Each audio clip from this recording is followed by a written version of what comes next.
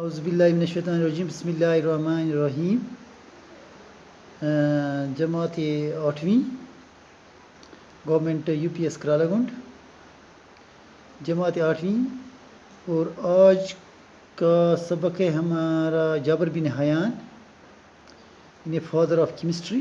اس کا پہلا حصہ آج پڑھیں گے کہ یہ بہت بڑی لیسن ہے. اس کا پہلا حصہ پڑھیں گے اور آپ کو سمجھانے کی بھی کوشش کریں گے کہ اس کیمسٹری کا جو بابا آدم ہے جابر بن حیان، تو اس نے کیا کیا، قوم کی کیسی خدمت کی. 1818 کے آس پاس کوفے میں ایک عطار رہا کرتا تھا. یعنی عطار اس کو کہتے ہیں جو عطر بنانے والا ہوتا ہے. یعنی جو ہم عطر کپڑوں پہ ملتے ہیں، خوشبو لگاتے ہیں نا، وہ عطر وہی وہ عطر وغیرہ بناتا تھا.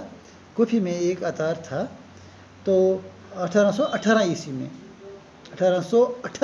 میں تو اس عطار کا نام تھا حیان. یعنی جو یہ عطار تھا اس کا نام تھا حیان.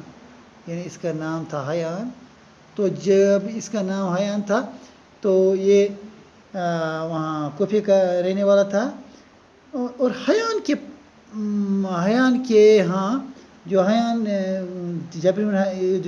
تھا، اس کے ہاں ایک بیٹا پیدا ہوا. یعنی حیان جو کوفے کا رہنے والا یہ عطار تھا، اس کے ہاں ایک بیٹا پیدا ہوا جس کا نام اس نے جابر رکھا. یعنی اس بیٹے کا نام اس نے کیا رکھا؟ جابر. تو یہی جابر جو ہے پھر اس کو باپ کا نام جو ہے اس کے کنیت کے طور پر جو ہم لگاتے ہیں نا، کنیت کے طور اس کے ساتھ لگایا گیا تو بن گیا یہ جابر بن حیان. تو حیان غریبی سے تنگ آ کر پیسے کمانے کی لالچ میں چھوٹے بڑے جرائم میں ملوث ہو گئے. یعنی اب یہ تنگ آ گیا غریبی سے، بیچارہ اب کیا کرے گا.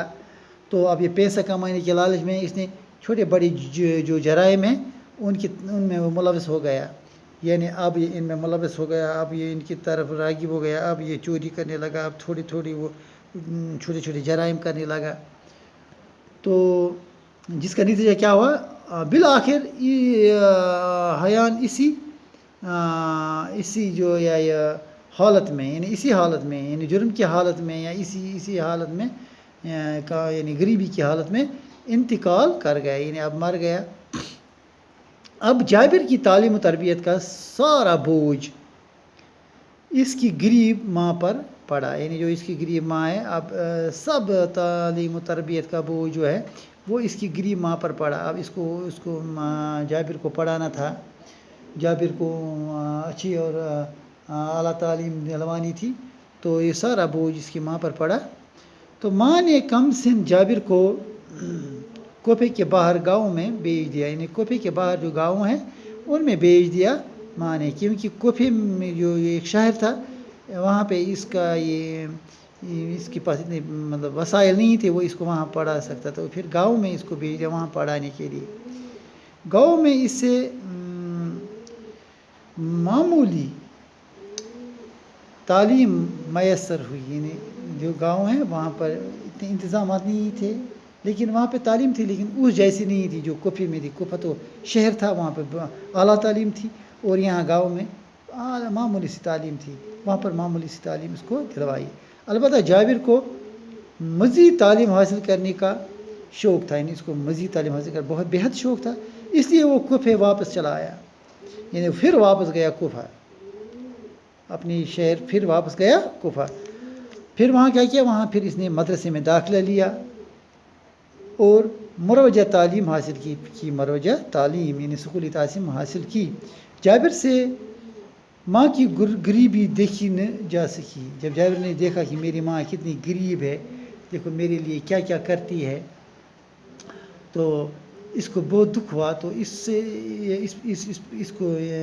اس پر کیا اب یہ ایک بھوت سا سوار ہو گیا ذہن میں کہ میں ایسا کچھ بناؤں گا، ایسا کچھ دانت بناؤں گا، یعنی میں سونا بناؤں گا اور بہت سارے روپیہ ماں کے لیے لاؤں گا. تو اس پر سونے بنانے کی دھن سوار ہو گئی کہ میں سونا بناؤں گا. اور اس نے مختلف قسم کے دواؤں پر تجربہ شروع کیا، یعنی مختلف قسم کی دوائیں اس نے شروع میں تجربہ کیا، ساتھ ہی قسم قسم کی دھاتیں لے کر انہیں طرح طرح کی جڑی بوٹیوں کے ساتھ ایک خاص قسم کی بٹھی میں پگھلانا شروع کیا، یعنی اب اس کے پاس برتن تھے، بٹھیاں تھے، یعنی بہت سارا ساز و سامان تھا، اور وہ تجربہ کرنے لگا، وہ تجربے میں مست ہوا، اور ایک تجربہ گاہ اس نے اپنے گھر پہ بنائی تھی. تو یہ اس کی، کیونکہ اس کے ذہن میں یہ سوال ہوا تھا کہ مجھے سونا بنانا ہے، مجھے ماں کی غریبی کو ختم کرنا ہے.